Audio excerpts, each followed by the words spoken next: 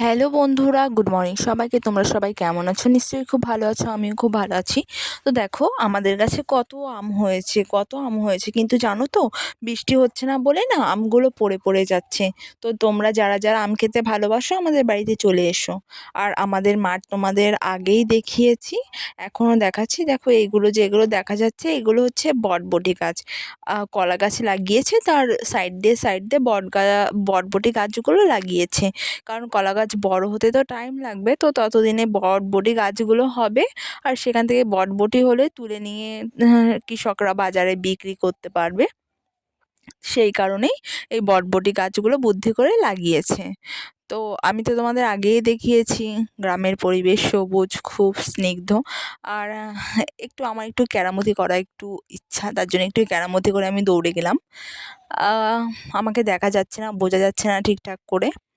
তো আমি একটু কেরামতি করতে ভালোবাসি, আগেই বলেছি।